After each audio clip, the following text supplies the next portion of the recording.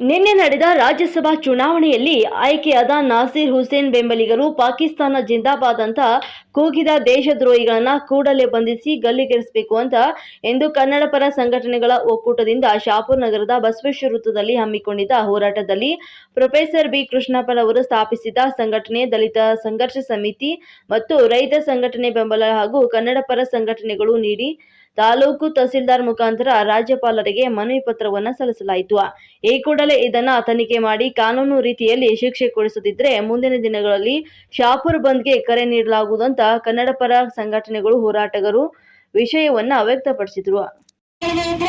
ಮುಂದಿನ ದಿನಗಳಲ್ಲಿ ಶಾಪುರ್ ಬಂದ್ ಕರೆ ಕೊಡುವುದರ ಮುಖಾಂತರ ಈ ಒಂದು ಉಗ್ರವಾದ ಹೋರಾಟವನ್ನು ಮಾಡಬೇಕಾಗ್ತದೆ ಅಂತೇಳಿ ಇವತ್ತು ಸರ್ಕಾರಕ್ಕೆ ನಾವು ಎಚ್ಚರಿಕೆಯನ್ನು ನೀಡ್ತಾ ಇದ್ದೇವೆ. ಈ ಒಂದು ಸಂದರ್ಭದಲ್ಲಿ ನಮ್ಮ ಎಲ್ಲ ಕನ್ನಡಪರ ಸಂಘಟನೆಗಳ ಒಕ್ಕೂಟದ ಜಿಲ್ಲಾಧ್ಯಕ್ಷರು, ತಾಲೂಕಾಧ್ಯಕ್ಷರು, ರಾಜ್ಯ ಉಪಾಧ್ಯಕ್ಷರು ಸೇರ್ಕೊಂಡು ಇವತ್ತು ದಿಢೀರ್ನಾದಂತ ಹೋರಾಟ ಇವತ್ತು ಬೆಳಗ್ಗೆ ಈ ಒಂದು ಹೋರಾಟವನ್ನು ನಾವು ರೂಪುರೇಷೆಗೆ ತಂದಿದ್ದೇವೆ. ಮುಂದಿನ ದಿನಗಳಲ್ಲಿ ಸರ್ಕಾರ ಎಚ್ಚೆತ್ತುಕೊಳ್ಳೋದಾದರೆ ಸಾವಿರಾರು ಸಂಖ್ಯೆಯಲ್ಲಿ ಹೋರಾಟ ಮಾಡಬೇಕಾಗ್ತದೆ ಅಂತಕ್ಕಂಥ ಅವರಿಗೆ ಗಲ್ಲು ಶಿಕ್ಷೆ ನೀಡಬೇಕು.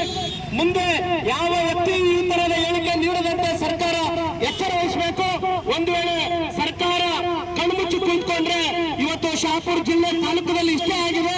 ಮುಂಬರುವ ದಿನಗಳಲ್ಲಿ ರಾಜ್ಯದಾದ್ಯಂತ ಎಲ್ಲಾ ಕನ್ನಡಪರ ಸಂಘಟನೆಗಳ ಒಕ್ಕೂಟದ ವತಿಯಿಂದ ಉಗ್ರವಾದ ಹೋರಾಟವನ್ನು ಮಾಡಬೇಕಾಗ್ತದೆ ಅಂತೇಳಿ ಎಚ್ಚರವನ್ನು ನೀಡ್ತಾ ಇದೆ. ಇವತ್ತು ರಾಜಕೀಯ ಪಕ್ಷಗಳು ಜಾತ್ಯತೀತವಾಗಿ, ಪಕ್ಷಾತೀತವಾಗಿ, ಧರ್ಮಾತೀತವಾಗಿ ಕೆಲಸ ಮಾಡಬೇಕು. ಯಾವುದೇ ಒಂದು ಹೆಸರಿನಲ್ಲಿ ಇವತ್ತು ಕೆಲಸ ಮಾಡೋದ್ರ ಮುಖಾಂತರ ಶಾಂತಿಯುತವಾದ